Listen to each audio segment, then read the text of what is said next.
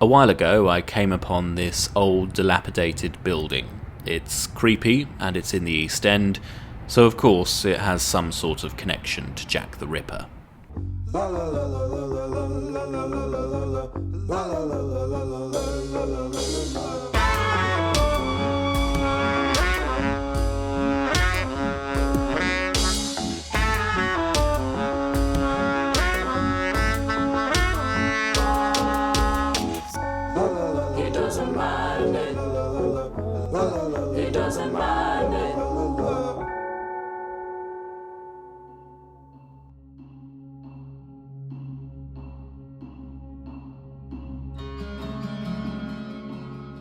Today I'm in East London, more specifically Shadwell, where you'll find St George in the East.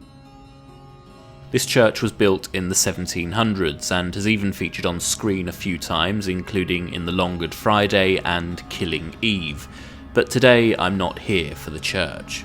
I'm here for this small derelict building tucked away in the corner of the churchyard.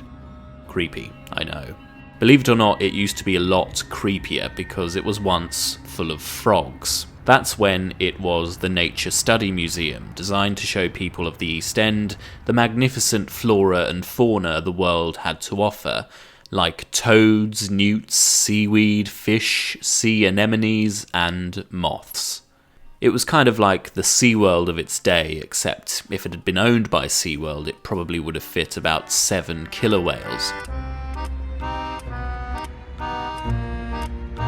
The East End, and in particular this part of it, was kind of the place to go for exotic animals. Shops around here sold lions, elephants, giraffes, basically anything that should have been on a nature reserve in Africa rather than a built-up area of London. And that's what makes it all the more disappointing that the most exotic things at the Nature Study Museum were a monkey with a taste for human flesh and a cockerel covered in benzol. Admittedly, the Nature Study Museum doesn't sound like the most exciting place, but this was the East End in the early 1900s, so families and groups of school kids didn't have the opportunity to go to Disney World in Florida or one of those places that shows you what it would have been like to live through the war, mainly because the war hadn't happened yet and the man after whom Florida was named hadn't even been born. But the visitors to the museum probably had a better time than those who'd ended up inside this building in the years before them, because it was built in the 1870s as a mortuary. At this time, London's population was growing and more people meant more deaths. Especially because back in those days people just died from anything. But there were so many deaths that there wasn't enough space in mortuaries to deal with them.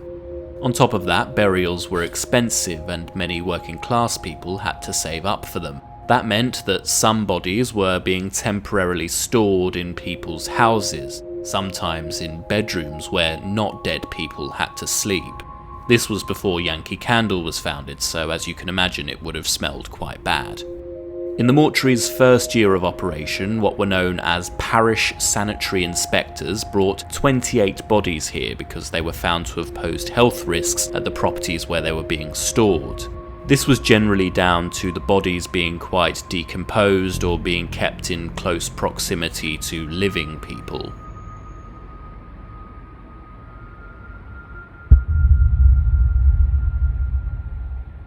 More than 10 years after it opened, the St George in the East Mortuary had its most famous visitor.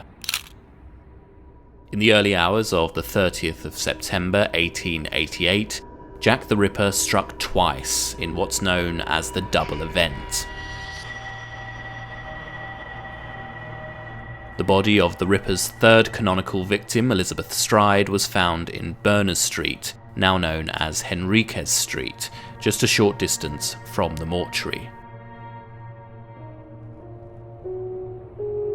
Elizabeth Stride was from Sweden, but had been married to a British man until they separated. She worked as a prostitute and lived in a rookery in Whitechapel. A witness claimed that shortly before her murder, he'd seen her talking to a man in a black coat. She apparently said to him, "No, not tonight, some other night." Around half an hour or so later, she was found by a man who'd driven a horse and cart into the yard where she was killed.